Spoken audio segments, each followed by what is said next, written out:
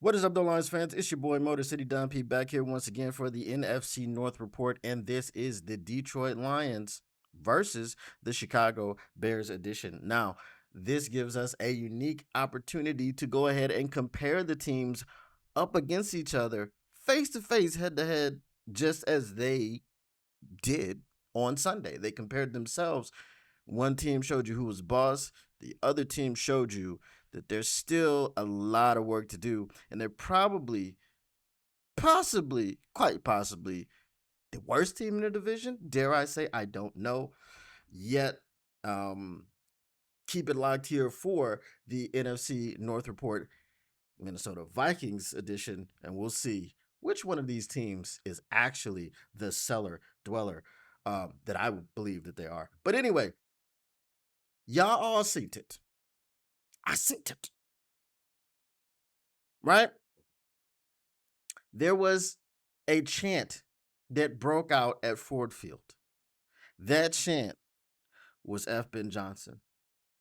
Now, I know Jared Goff wasn't too pleased with it, and I understand he had to give the politically correct answer. Like, why would you even ask a quarterback what he thought about the chants? You're not going to get the answer that he wanted to say. But I will say it first and foremost for my quarterback. In the immortal words of the great early 2000s philosopher Lil Tunchi, he states, and I quote, I don't curse, but in this verse, man, F. Ben Johnson. I lost my OC to a rival riding Caleb Johnson. He threw my QB under the bus into the gutter, man. Now Jared Goff is in the hood letting his nuts hang. F. Ben Johnson. That's exactly what the quote was. Maybe I added a word or two here and there, but you get the picture. The Detroit Lions put a firm ass whooping on the Chicago Bears. It was BTA at its finest. I really wanted them to put up 59 on them. I actually wanted them to break the record and get 60, but they didn't. They settled for a field goal at one point in time, which, we couldn't get it. I mean, we could have been at 56. We could have been at 56, but we were at 52, and it was what it was. The Chicago Bears managed only 21 points, and you say only 21 because 21 is generally like good enough to win, right? But not when the other team scores at 52. Now, what happened in this game? The Detroit Lions had so much to fix, and it looks like they fixed all that they needed to fix. It looked like the offense was back. It looked like the defense was better, right? You can't deny the results of the offense. 52 points is 52 points. And no matter who the opponent is, and no matter how many sticks you want to shake at it, 52 points is 52 points. So when we said, okay, there are miscommunication issues on the offensive line, Tate Ratledge is blocking nobody. There are wide people running straight through wide open holes. Why is any of this stuff happening? They said that they would get back to the lab and fix it, right?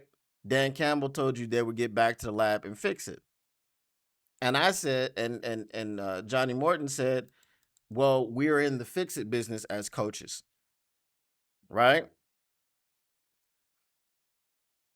That's what they said. And I said, well, you better fix it. Okay. Why did I say that? Because as fans, we don't want to hear all of that stuff. We're gonna fix it. We're gonna get it done. We're gonna be back in the lab. We're gonna get this, that, and the third thing. We're gonna go back to the drawing board, hit the chopping block. We're gonna chop wood, right? We're gonna how much wood would a woodchuck chuck if a woodchuck could chuck wood? A woodchuck, a woodchuck would chuck everything he could chuck if a woodchuck could chuck wood. But a woodchuck won't chuck anything at all because a woodchuck can't chuck wood, right? We don't want to hear none of that. All we do want to hear is the results that we saw. Okay? Because my eyes tell me better than I can hear you. Okay? The Detroit Lions, and let's read some stats. because the running game was something that needed to get finished. Dan Campbell needed to get fixed. Dan Campbell said, "We are gonna fix it. We're gonna get it done. It's gonna happen now." All right. Can I interest you in some Jahmyr Gibbs, or as I like to call him, the electrician, baby? Y'all like to call him Sonic, and I also like to call him Jahmyr Gibbs. Jahmyr Gibbs and them Jordan brand cleats was nice. I'm telling you, boy, dude showed up in that patent leather. Woo! I'm telling you, listen, when we wear the Motor City Muscle, the black joints, and he comes up in there with them Space Jams cleats on, I'm gonna tell you right now, he's gonna be a thing of beauty. But can I interest you in some Jahmyr Gibbs over 100 yards from scrimmage? Can I interest you that? 94 of those came on 12 carries. Can I interest you in any of that? If you are keeping score at home, that's 7.5 yards per carry. I told you I needed to see him at 5.2. Jahmyr Gibbs, job well done. David Montgomery, 11 carries for 57 yards. So he said, I got you, Don. You want to see somebody at 5.2? How about I do it? How about I do it? Said David Montgomery. He had one TD, just like Jahmyr Gibbs had one TD. David Montgomery, job well done. Right? Jahmyr Gibbs' long was 42 yards. David Montgomery's long was 18 yards. Those two running backs combined for 151 yards on 23 carries. Okay. Last week, they had what, 25 carries and had 40 yards. I think that got fixed. All right. Khalif Raymond added a carry for 9 yards. Amon-Ra St. Brown had two carries for 7. Jared Goff had one carry for 6. Jared Goff was in the positive. He was in the black. All right. And Craig Reynolds had 3 carries for 4 yards, and you know what it was. All right. We wanted to see Jared Goff have time because he had what? What was his average 3 yards per reception, 3 yards per attempt last week? Well, how about 23 for 28?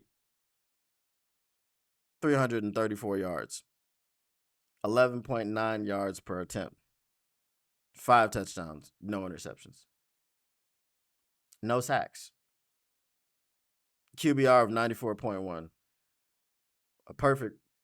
What's it? Is 156 a perfect rating? I think 156 is a perfect rating, right? Okay. Now the human victory cigar, Kyle Allen came in after that game, or at the end of that game. It would have been Hendon Hooker. But he was over in Carolina losing. But they won him over there. You know what I'm saying? He's going to have time to develop sitting behind Bryce Young.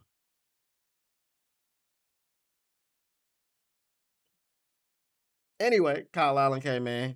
All he did was hand the ball off. We didn't want to mess up the passing stats. Okay? Now, that looks like that got fixed. He had the protection. Did I mention there were no sacks? Last week, the Green Bay Packers sacked Jared Goff 4 times. Cuatro. Okay? No sacks. Kept him clean. Kept him off the ground. Gave him time in the pocket. Over 300 yards. 5 touchdowns. 156. I think 158.3 is perfect, right? 158.3. But he was pretty damn close. All right. So I think that the things that needed to get fixed on the offensive side of the ball got fixed. Defensive side of the ball, we still got to get better in the secondary. I really believe we got to get better in the secondary.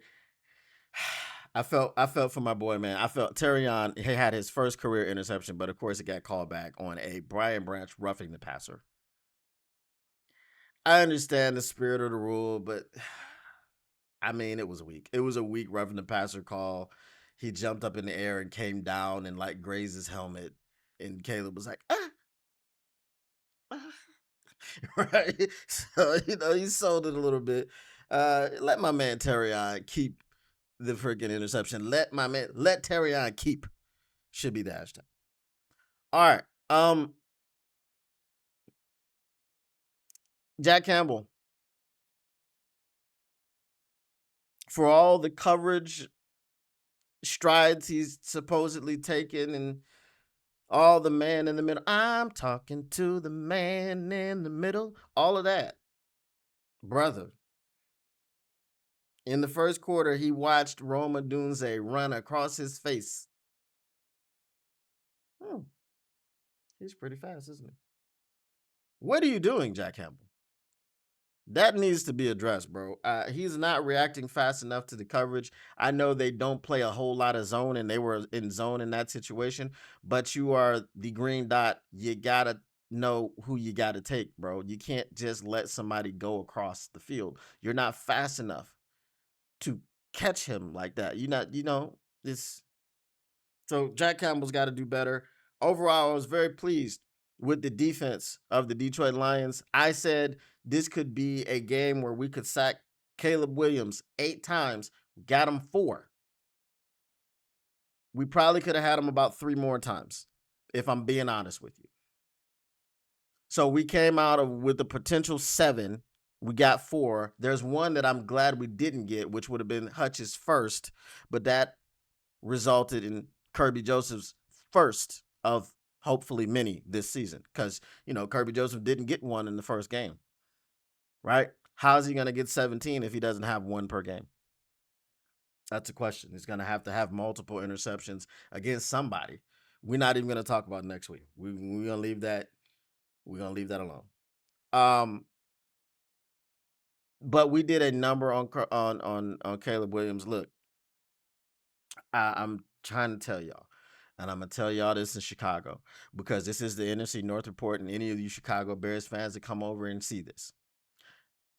If Osama bin Johnson cannot coach the hero ball out of Caleb Williams completely throughout the game, this is going to be the result. He tried it. He had a game plan where Caleb Williams would get the ball out quick. He knew Hutch would be coming. He was like, nah, we not about to sit around here and do that. We ain't give up no sacks. Or how many times what did they sack him? A couple times last week? He said, we cut down on the sacks. We're not doing none of that. And Caleb was following it in the beginning, right? First drive, he's getting out. But just like what happened in Minnesota or in Chicago last week against Minnesota, as the game went on, the hero came out. So for you guys over there in Chicagoland, understand one thing. It's the duality of man. Caleb Williams is an immensely talented quarterback on the physical end. He's immensely talented. He can do everything. That's why he went number 1 overall. But what I saw in college is the same thing I am seeing in the pros.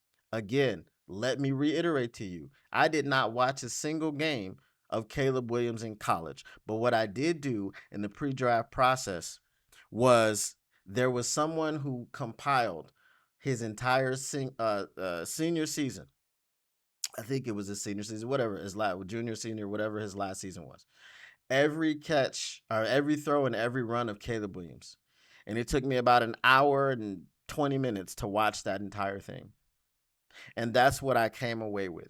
My opinion of Caleb Williams was forged watching every throw and every run that he made in his last college season. He loves hero ball. If you let him hold the ball in his hands, the hero is gonna come out. He has been playing this way his entire life. It is Osama bin Johnson's job to get that out of him. Until that happens on a regular basis, you will not win many games in Chicago. Osama bin Johnson will be fired. It will not be his fault unless y'all move on from Caleb. One of those things has to happen, right? Because Osama's over there trying to be a hard ass. He's trying to coach it out of him. He crashes out every time he makes a mistake, which isn't healthy. It's not. Um, so things of this nature will not help him, but I don't think Osama knows any other way to help him. The Chicago Bears may be the worst team in the division. They may be the worst team in the division. We'll see what happens when their defense gets healthy. But hey, they did not really pressure Jared Goff. Jared Goff was allowed to sit back there. I told you, I read the stats. Okay, I read the stats. It was what else can you say? 52-21. It's 52-21.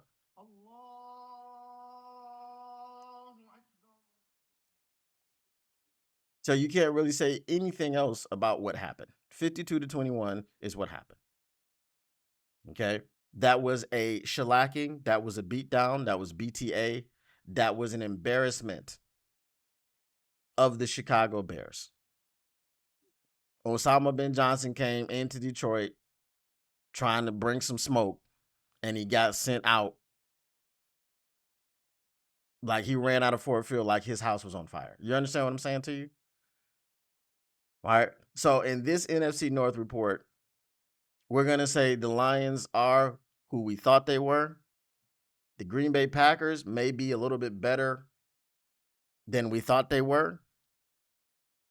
And the Chicago Bears, for damn sure, are who we thought that they would be, and we did not let them off the hook. It's 52-21. Let that sink in. Chew on that. And we'll hit y'all on the next one. As I said, upcoming is the Minnesota Vikings version of the NFC North report. We'll talk about their game against the Atlanta Falcons, and whoo-wee, it did not look good. I just want to let you know, I couldn't tell if it was two bad teams or what was going on. That game was ugly. It was almost as ugly as you being a Chicago Bears fan getting that ass beat 52-21. It is what it is. You know that. Once again, the Motor City Cats R&D back at it. We came to give you stats, none of that static. Whatever you do, make sure you keep your Lions news pragmatic. And we are out. Peace. What up, though, Lions fans? It's your boy, Motor City Don P here. Listen, if you want to continue keeping your Lions news pragmatic, if you want to keep getting the stats and none of that static, make sure you smash that like button. Make sure you subscribe. Make sure you share and let everybody know what's going on around here. And turn on your notifications, because how else would you know that we're up in here keeping your Lions news pragmatic? Appreciate you once again, and we are out. Peace.